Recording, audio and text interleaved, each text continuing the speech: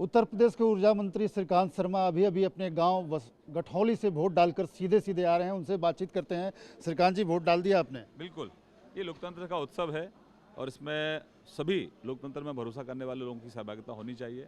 ये चुनाव सामान्य चुनाव नहीं है, यह चुनाव जिन्ना की सोच और सरदार वल्लभ भाई पटेल की सोच का चुनाव है। एक तरफ ऐसी सोच है जो बिजली, पानी, सड़क, स्वास्थ्य और शिक्षा और बेटियों की सुरक्षा पर काम कर रही है, माँ भारती विश्वगुरु बने उस पर काम कर रही है। और एक तरफ ऐसी ताकत हैं जो जिन्ना को चुनाव के बीच में ले आए हैं क्योंकि उनके पास कोई मुद्दा नहीं है। एक विशेष वर्ग को प्रभावित करने के लिए जिन्ना का नाम लेना, जिन्ना तो एक देश के ऊपर कलंक थे जिन्होंने देश का बंटवारा किया। ऐसे लोगों को राजनीति में लेकर आ रहे हैं। इससे पता लगता है कि सपा, आरएलडी, बसपा, कांग्रेस, इनकी सोच क्या है। हमारी सोच है कि 24 घंटे बिजली लोगों को मिले, अच्छी शिक्षा हमारे बच्चों को मिले। तो ये चुनाव दो सोच का चुनाव है। एक आप कहते हैं कि 24 घंटा बिजली मिले, वो कहते हैं कि 300 यूनिट फ्री देंगे। 24 घंटा बिजली हम दे रहे हैं। अखिलेश बाबू कह रहे हैं देंगे, दे रहे हैं और देंगे में बहुत फर्क है। आप उनसे पूछिए 12 से 17 में आप सरकार में थे, तब क्यों नहीं दिया? तब तो 4 जिलों को बिजली देते थे, बाकी सभी जिले अंधेरे में रहते थे, तो तब क्यों नहीं दिया? गांव में अंधेरा रहता था, उस समय तो आपने किसानों की चिंता नहीं की, प्रदेश की चिंता नहीं की। जब जनता ने आपका ट्रांसफार्मर फूंक दिया 17 में, अब आपको जनता की याद आ रही है। तो ये इनका ट्रांसफार्मर फूंक चुका है। श्रीकांत जी, इस बार चुनाव सचमुच आपने कहा कि अलग चुनाव है, तो ये चुनाव मुद्दों, इसमें खास मुद्दे क्या आपको नजर आ रहे हैं? क्योंकि इसमें ज़्यादा जिन्ना, पाकिस्तान, ये सब मुद्दा ज़्यादा दिख रहा है। मैंने बिजली की बात की ना, 24 घंटे बिजली चाहिए लोगों को, मिल रही है, दे रहे हैं। सबको वैक्सीन लगाई है, सबको महीने में 2 बार राशन दे रहे हैं, बहन बेटियों के लिए शौचालय बनाए हैं, आयुष्मान का कार्ड बनाया है, किसान सम्मान निधि दे रहे हैं, पक्की छत गरीब को दी है। तो ये पहले क्यों नहीं हुआ? क्योंकि जो लोग सत्ता में रहे उन्होंने गरीबी को देखा नहीं, गांव को देखा नहीं, गांव को जिया नहीं। गांव की समस्याएं क्या होती हैं वो हमसे पूछो, हमारे प्रधानमंत्री से पूछो, हमारे मुख्यमंत्री से पूछो, क्योंकि हमने समस्याओं को जिया है। जिन लोगों की आप बात कर रहे हैं उन लोगों को राजनीति विरासत में मिली है। उनको तो राजनीति का का खा गा भी नहीं पता, राजनीति क्या होती है। सब कुछ थाली में मिल गया। अब चौधरी चरण सिंह साहब का सब लोग हम सम्मान करते हैं और उनके आदर्श, उनके जो काम थे उनको हम आगे बढ़ा रहे हैं।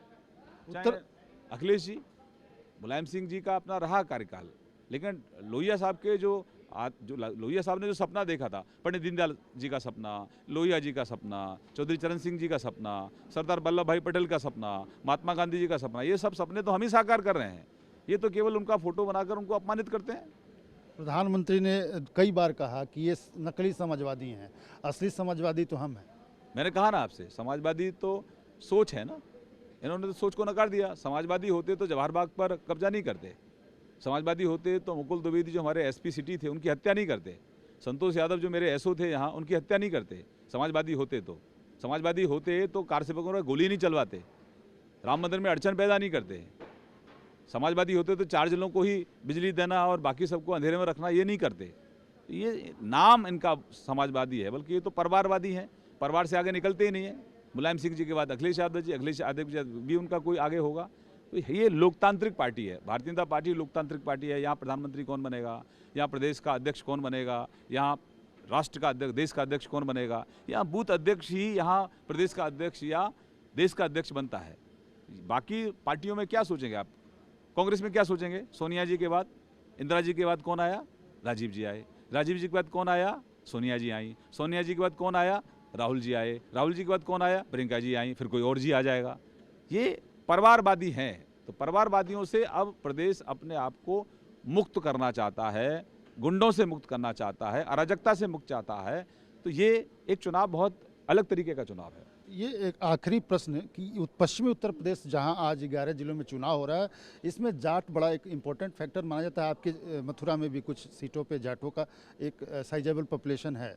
तो ये परिवारवादी जो लोग हैं, जो अपने जिनको आप परिवारवादी कह रहे हैं, वो अपने पुरातन व्यवस्था में अपना वोट बैंक साथ लेकर आ रहे हैं। तो क्या परेशानी हो रही है? परिवारवादी हैं, ये भ्रष्टाचारवादी हैं, ये कहीं ना कहीं गुंडावादी हैं। ये जितने भी गलत काम हैं ये सब उनको प्रमोट करते हैं। तो ये अब प्रदेश इनसे मुक्त हो चुका है। अब प्रदेश प्रगति के रास्ते पर आगे बढ़ रहा है। आमोद जी, ये चुनाव हमारे जो बच्चे हैं छोटे, उनको बेहतर भविष्य देने वाला चुनाव है। ये चुनाव जो नौजवान है उत्तर प्रदेश का, उसको अच्छा भविष्य देने वाला चुनाव है। ये चुनाव हमारी बहन बेटियों की सुरक्षा देने वाला चुनाव है।